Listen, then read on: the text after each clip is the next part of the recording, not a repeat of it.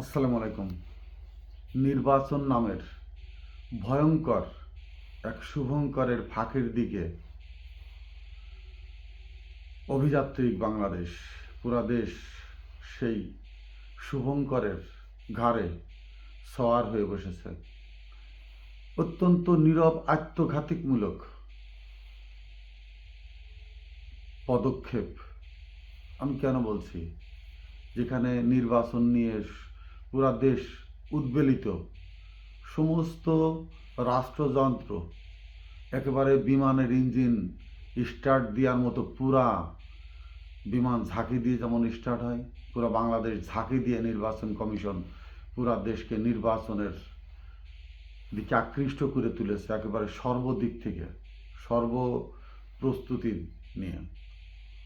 দলগুলো যদিও ইসি বলেছে যে দলের নিজস্ব প্রতীক নিয়ে নির্বাচন করতে হবে, যে জোটেই যাক না কেন,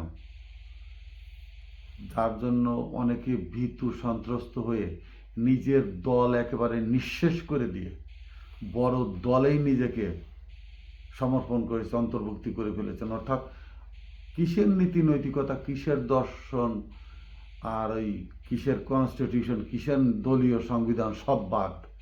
এমপি হইতে হবে, রাজনীতির মধ্যে থাকতে হবে, রাজনৈতিক ব্যক্তিত্ব হিসেবে নিজেকে সর্বদা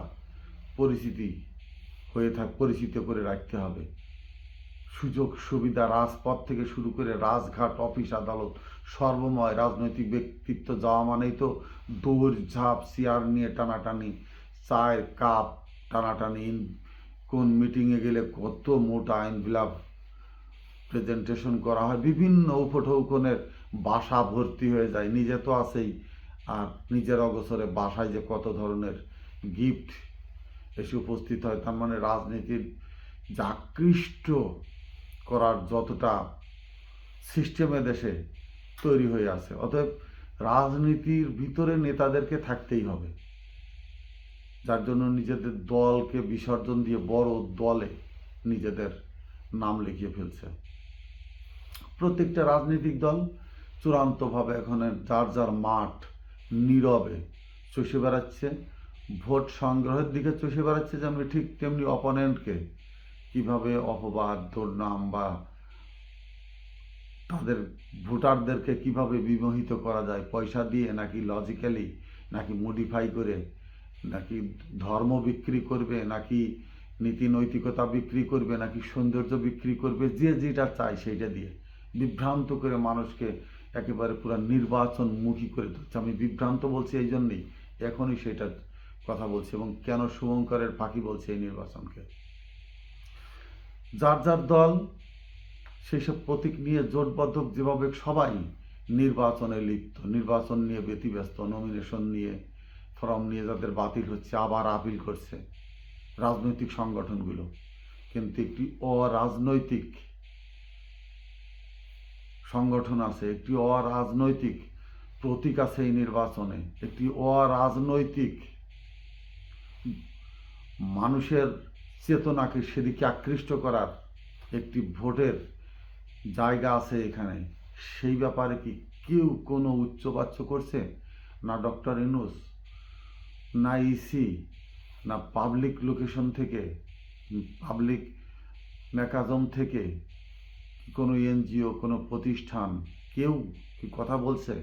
যেবার একটি হাবটের জায়গা তৈরি হয়েছে, সেই হাবটটা দিতে হবে, এবং এই হাবটটা কেন দেবে, কি প্রয়োজন দেশের, সেই যে কথাবার্তা বা মানুষকে জানানো, মানুষকে ভোটের ব্যাপারে, যে হাতে বা নাতে ভোট দিতে হবে, ভোটের ব্যাপারে সজাগ করবার জন্য। আর কত 9 তারিখ, আর 1 মাস সামনে আছে। মানুষ কতটুকুন জানলো, কতটুকুন বুঝলো, রাষ্ট্র মানুষকে কতটুকুন সজাগ করে তুলতে পারল। জুলাই আগস্টে যে একটি আন্দোলন হয়েছিল, যে রক্ত ঝরল, একটি সরকার, স্বৈরশাসক সরকার দেশ ত্যাগ করে চলে গেল, তারপরে যে একটি সরকার আসলো, সেই সরকারটা কি শুধু নির্বাচনমুখী, নির্বাচন করে দিয়ে যে কোনো একটি সরকারের হাতে ক্ষমতা দিয়েই তাদের চলে যাওয়ার কথা ছিল, নাকি তাদের কন্ট্রিবিউশন কী ছিল? কি কথার বিনিময়, কি চুক্তির বিনিময়, কি বন্দোবস্তের বিনিময় তাদের হাতে ক্ষমতা ন্যস্ত করা হয়েছিল। তারা কতটুকুন সম্ভব পাইল, কতটুকুন সম্ভব পাইল না। প্রথমেই তাদের কার্যক্রম পারবার জন্যই যে কোনো ধরনের সেই সংগঠনটির ছাত্র বৈষম্য বিরোধী আন্দোলনের কর্মকাণ্ড যেখানে যাই হচ্ছিল, মব মব মব করে চিল্লায় চিৎকার করে তাদেরকে ভয় ভীতি দেখিয়ে বিভিন্নভাবে তাদেরকে কণ্ঠরোধ করার যত ধরনের রাজনৈতিক ষড়যন্ত্র, আর্থিক ষড়যন্ত্র, সাংগঠনিক ষড়যন্ত্র, আমি সাংগঠনিক বলছি কেন, পুরা একটি শক্তিকে অবদমিত করার জন্য একেবারে সিপির ভিতরে ঢুকান দেওয়ার জন্যই গড়ে তোলা হলো এনসিপি।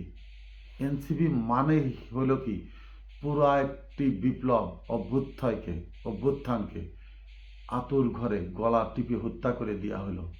রাজনৈতিক সংগঠন কি এতটাই দুর্বল পরিস্থিতির ভিতরে দিয়ে এতটাই কম সময়ের ভিতরে রাতারাতি সংগঠিত হয়ে যায়, শক্তিশালী অবস্থানে যেতে পারে? এরা রাজনৈতিক বোদ্ধা যারা আছেন তারা জানেন একটি রাজনৈতিক সংগঠনের জন্য কতটা সময়ের প্রয়োজন, কতটা মানসিক পরিবর্তনের প্রয়োজন একটি জাতির, একটি গোষ্ঠীর, কতটা মানসিক শক্তি, বুদ্ধিবৃত্তিক শক্তির সমন্বয়, সঞ্চালন এবং একইভাবে সমব্যবহারের পদ্ধতিগত দিক দিয়ে এগিয়ে যেতে হয় জাতির সামনে।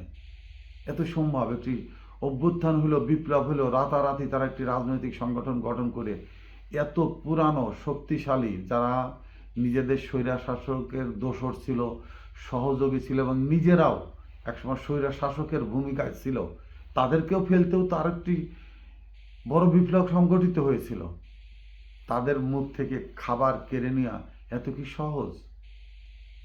সমস্ত কিছুকে ধূলিসাৎ করে একমাত্র সেই পৌরাণিক পদ্ধতিতে নির্বাচনের মাধ্যমে জনগণকে আরও একটি ধোঁয়াশার ভিতরে, আরও একটি অকল্যাণকর রাজনৈতিক মতাদর্শের ভিতরে বিভিন্ন প্রলোভন দেখিয়ে তাদেরকে নির্বাচনে ডেকে নিয়ে এই যে ভোটের আয়োজন করে একটি সরকারের হাতে ক্ষমতা ন্যস্ত হবে, এখানে হা এবং না ভোট এখন তো মানুষের মুখেই নেই, মনেই নেই, চিত্তের ভিতরেই নেই যে নাতে ভোট দিতে হবে বা হাতে ভোট দিতে হবে।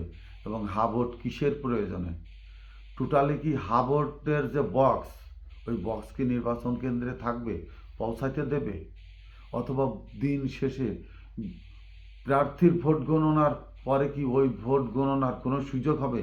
নাকি বাইরে এত শক্তিশালী বোম ফাটিয়ে আওয়াজ করে মিছিলের আয়োজন করা হবে, ব্যান্ড বাজিয়ে, ঢোকঢাল বাজিয়ে, মোটর সাইকেলের সাউন্ড গ্রেনেডের মতো মানুষকে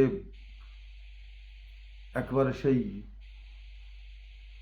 বাজারের ভিতরে যদি বম্বিং করা হয়, বিক্ষিপ্তভাবে মানুষকে ভোট কেন্দ্র থেকে তাড়িয়ে দিবার যে আয়োজন, ষড়যন্ত্র, সেটা অত্যন্ত সুপরিকল্পিতভাবেই গোছানো হচ্ছে। কোনটা সঠিক? এই যে জুলাই আগস্টের যে চেতনা, যে শিশু থেকে শুরু করে বয়স্ক যুবকরা তাদের যে আত্মাহুতি, শুধু আনাসের লেখা চিঠি পাঠ্য বইতে তুলে দিলেন, এটাই আপনাদের কাজ শেষ। আপনারা জানেন যে হাদির মৃত্যুর জন্য শাহবাগে কিছুদিন, 1 মাস 2 মাস 3 মাস, একসময় এমনি নির্লিপ্ত হয়ে যাবে, বিচার হোক আর না হোক, একসময় মানুষের মনের আড়ালে চলে যাবে। এটা রাজনীতি যারা করে তারা জানে এক একটা ইস্যু কীভাবে মুভমেন্ট চেঞ্জ করে দিতে হয়, এক এক জায়গা থেকে মানুষের ভাবাবেগ, সেন্টিমেন্টকে মানুষের মনস্তাত্ত্বিকভাবে বিমুখ করে তুলতে হয়, তারা জানে। এবং সেটা খুব সুকৌশলভাবেই প্রয়োগ হচ্ছে এখন। আমি যেটার কথা বলছিলাম, আজ কয়েকদিন ধরে একটি জিনিস বারবার ভেসে আসছে। ভারতের মিডিয়ায় তারা বারবার ঘোষণা দিয়েছে আওয়ামী লীগ না আসে আসুক, আমাদের সহযোগী রাজনৈতিক সংগঠন বিএনপি তো আছেই, বিএনপির সাথে আমরা কাজ করব এবং সেভাবেই বিএনপিকে ক্ষমতায় আনার যত ধরনের যেটা যা করলে যেখানে যেটুক মেকানিজম, নাট বল্টু স্টার ঢিলা, Mobil oil, diesel, petrol, sale করার যেখানে যা দরকার তারা সেটা ব্যবহার করছে বিএনপিকে ক্ষমতা আনার জন্য। অর্থাৎ বিএনপি আওয়ামী লীগের অনুপস্থিতিতে তাদের চরিত্র বিএনপির ভিতরে তারা খুঁজে নেবে বা তারা ওই মাত্রায় তাদেরকে আবার তৈরি করে নেবে। কিন্তু এখানে বড় বাধা হয়ে দাঁড়িয়েছে জামাত ইসলাম। জামাত কতটা ভারতপন্থী হবে, জামাত কতটা ভারতের দিল্লির তর্জন গর্জনকে গ্রাহ্য করবে, ভারতের অনুরোধ বলেন, অবরোধ বলেন, তর্জনী ইশারা বলেন, হুঙ্কার বলেন, রাজনৈতিক মতাদর্শের চাপ বলেন, জামাত কতটুকুন ছাড় দিতে রাষ্ট্রীয় ব্যাপারে ছাড় দিতে সম্মত হবে ভারতকে। জামাত ক্ষমতায় আসলে কার ইশারায় বেশি দেশ পরিচালিত হবে, পাকিস্তান, চীন না আমেরিকান? আমেরিকা চাপ দিচ্ছে ভারতের উপরে অন্য সিস্টেমে ভারতকে ক্ষীণ করার বা দুর্বল করে রাখার। ভারতকে দুর্বল করে রাখার অনেক কারণ আছে। তারা সেভেন সিস্টারকে ভেঙে দিবে, সেভেন সিস্টারে আমেরিকার পা ফেলবার মতো একটি জায়গা তৈরি করবেই, আজ হোক 10 বছর পরে হোক। বা মিয়ানমার সীমান্ত নিয়ে যে করিডোরের কথা তারা বলেছিল, তারা তাদের চূড়ান্তে পৌঁছাবে। মাদুরোর অবস্থা যেটা হচ্ছে, ট্রাম্প ক্ষমতায় থাকতেই দক্ষিণ এশিয়ায় অনেক উলট পালট হয়ে যাবে। সেই উলট পালটের ভিতরে জামাত কি অবস্থায় এদেশকে কন্ট্রোল করে নিজেরা দাঁড়িয়ে থাকবে নাকি রাষ্ট্র পরিচালনার দায় দায়িত্ব গ্রহণ করে নেবে, এই সিগন্যালটা কিন্তু শফিক সাহেব স্পষ্টভাবে জ্ঞাত এবং অত্যন্ত বুদ্ধিদীপ্ত জ্ঞান সম্পন্ন ব্যক্তি, অনেকটা দূরদর্শিতা সম্পন্ন ব্যক্তি। এবং তিনি এই পরিক্রমাটা বুঝতে পারছেন যে নির্বাচনের পরে দেশে কি হবে, যার জন্য তিনি বিএনপির সাথে, তারেক জিয়ার সাথে কথা বলেছেন যে একটি জাতীয় সরকার গঠন করতে হবে, দেশের 5 বছরের একটি স্থিতিশীল অবস্থার ভিতরে ধরে রাখার অবস্থা তৈরি করে রাখার, যাতে জানহানি, প্রাণহানি, মানহানি, অর্থহানি, রাষ্ট্রের কোনো অঙ্গহানি, মানচিত্রের কোনো অঙ্গহানি না ঘটে। শফিক সাহেব কিন্তু এটা স্পষ্টভাবে বুঝতে পারছেন এবং ডাক্তার শফিকুর রহমান সাহেব এটা সুন্দর মতোই বুঝতে পারছেন যে ভারত এখনো স্পষ্টভাবেই জানে বিএনপি ক্ষমতায় এসছে এবং ভারত যেদিন জানবে যে বিএনপি ক্ষমতায় আসছে না, ডাক্তার শফিকুর রহমানের জামাত ইসলাম ক্ষমতায় এসছে, তার থেকে 1, 2, 3, 24, 48, 72 ঘন্টার ভিতরে ডাক্তার শফিকুর রহমানকে হত্যা করা হবে রয়ের এজেন্টের মাধ্যমে। এটা সুস্পষ্ট বার্তা, এখানে কোনো ব্যাঘাত বা এই ভুল বোঝার কোনো জায়গা নেই। তো ডাক্তার শফিকুর রহমান সাহেব অত্যন্ত যেমন দৃঢ়তা, তেমনি তার চারপাশে অত্যন্ত বিশ্বস্ত, শক্তিশালী, জ্ঞানে শক্তিশালী, আর্থিক শক্তিশালী, শারীরিক শক্তিশালী এবং চতুর্ময়, ইন্টেলেকচুয়ালি যাকে বলে, চতুর্দর্শী জ্ঞান সম্পন্ন মানুষের ভালো একটি সমারোহ ঘটাতে তিনি সক্ষম হয়েছেন, যারা অত্যন্ত বিশ্বস্ত, যারা ডাক্তার শফিকুর রহমানের গায়ে জোরে বাতাস লাগার আগে অনেকটা ঝড়, যেমন সুন্দরবন বঙ্গোপসাগর থেকে উঠে আসা বড় বড় ঝড়কে বুক পেতে দিয়ে আগলে ধরে রাখে, ডাক্তার শফিকুর রহমানের বড় ঝড় ঠেকাবার জন্য অনেক মানব প্রাচীর তার পাশে গড়ে তুলেছেন বা গড়ে উঠেছে তার পাশে। অর্থাৎ এই মানুষটাকে এদেশের রাষ্ট্র ক্ষমতায় আনার প্রয়োজন। একটি এই সময়ের, এই যুব সমাজের বা বর্তমান সময়ের সবচেয়ে জ্ঞানী, সবচেয়ে বুদ্ধিদীপ্ত যুবকেরা, জ্ঞান সম্পন্ন যুবকেরা, যারা রাষ্ট্র চালানোর মতো দূরদর্শিতা রাখে, জ্ঞান রাখে, তারা এটা অনুধাবন করতে পারছে যে ভারতের বাইরে এসে বাংলাদেশের একটি শক্তিকে অবশ্যই বুদ্ধিদীপ্ত, মাথা চির উন্নত মমশিরের মতো করে দাঁড়াইতে হবে এবং তার প্রতীক হিসাবে ডাক্তার শফিকুর রহমানই পরীক্ষিত ব্যক্তি, সাহসী, সৎ এবং শিক্ষাময় জ্ঞানী যাকে বলে, তার সমন্বয় ঘটানো একজন মানুষ ডাক্তার শফিকুর রহমান, যিনি বাংলাদেশের ক্ষমতায় আসলে ভারতের বাইরে অত্যন্ত শক্তিশালী একটি বলয় এদেশে গড়ে উঠবে।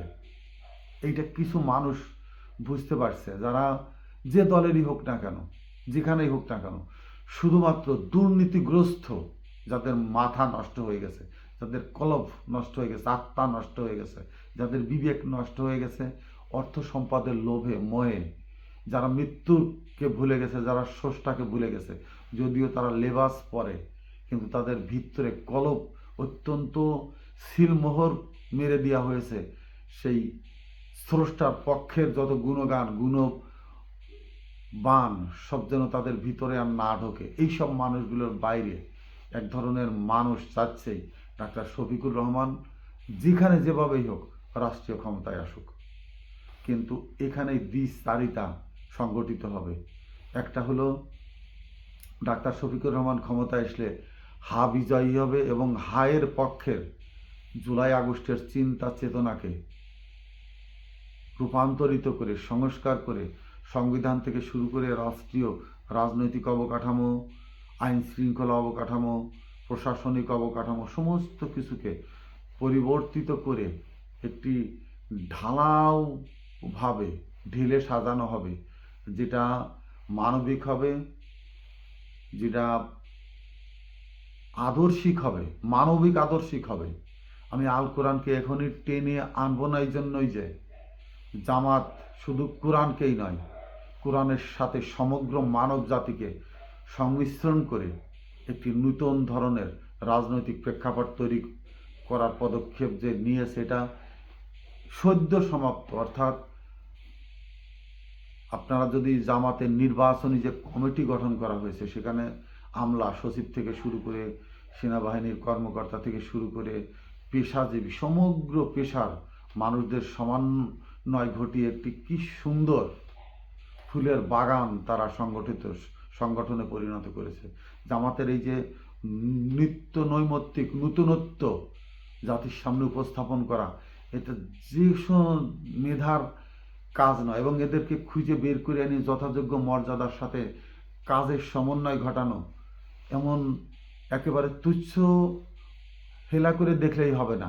আপনারা বিএনপির নির্বাচনী কমিটি দেখুন, পাশে বসিয়ে জামাতের নির্বাচনী কমিটিকে দেখুন, আপনি নিজেই বুঝতে পারবেন হায় আমরা জামাত থেকে কত দূরে, কত পিছনে।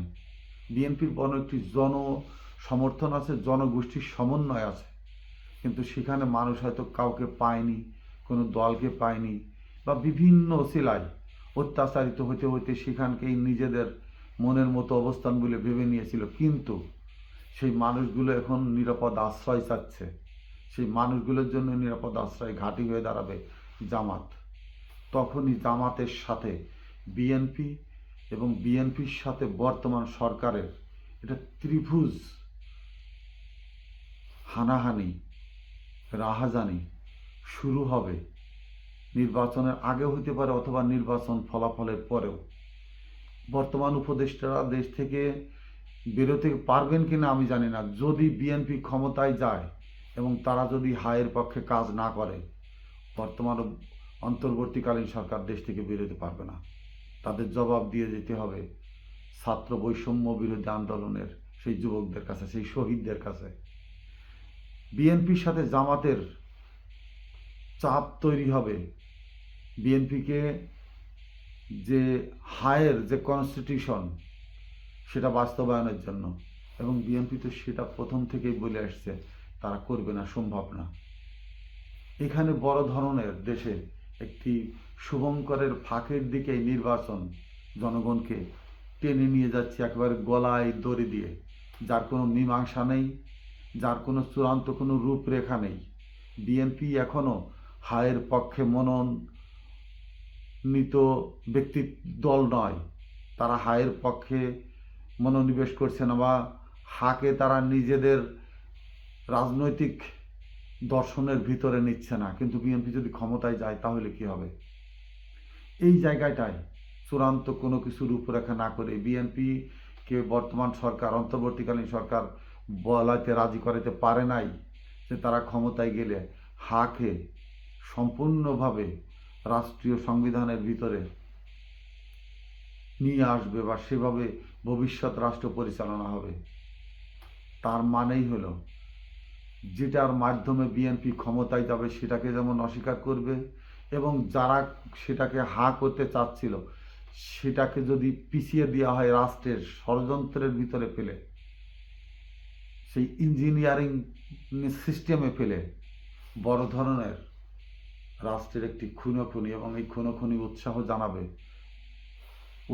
দেবে, অর্থ দেবে, জনবল দেবে, তাদের অস্ত্র এদেশে ঢোকাবে, তাদের মেধা এদেশে ঢোকাবে, তাদের মানব কুল এদেশে ঢোকাবে, এই গণ্ডগোলের আরও মাঠকে পুরোপুরি যুদ্ধর মাঠে রূপান্তরিত করতে।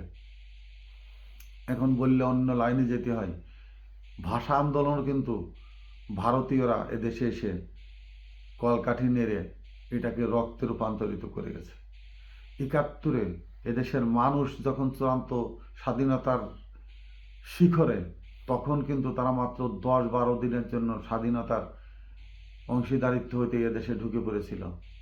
ঠিক এবারও সেই একই পদক্ষেপ নেবে, কারণ দুর্বল বর্তমান সরকারও যেমন দুর্বল, যদি বিএনপি ক্ষমতায় আসে, বিএনপিও সাংগঠনিকভাবে এবং দূরদর্শিতার অভাবে এবং তাদের মেধার অভাবে এবং তাদের একাগ্রচিত্তে দলের পুরা শক্তিকে একত্রীভূতভাবে রাষ্ট্রের ক্ষমতার জায়গায় দাঁড় করাইতেও অনেকটা ব্যর্থ, অর্থাৎ দলের ভিতরে বিশ্বাসঘাতকরা এমনভাবে ঘাপটি মেরে বসে আছে যে তাদের ইচ্ছা পূরণ না হলে দলকেই তারা বিশৃঙ্খলার ভিতরে নিয়ে যেতে বিন্দুমাত্র দ্বিধাবোধ করবে না। লোভে লোভায়িত মুসলিম জাতি, আমি নিজেও লোভে আমরা এতটা আমাদের আত্মাকে কলঙ্কিত এবং কলঙ্কের কালিমায় লিপ্ত করে রেখেছি যে আমরা সবচেয়ে নিকৃষ্ট জাতিতে পরিণত হচ্ছি। রাষ্ট্রের কাছে বিশ্বাসঘাতক প্রতিটি সন্তান যেন আমরা। দুই একজন হাদি আসছে, কথা বলছে, আপনারা এবারই দেখেন,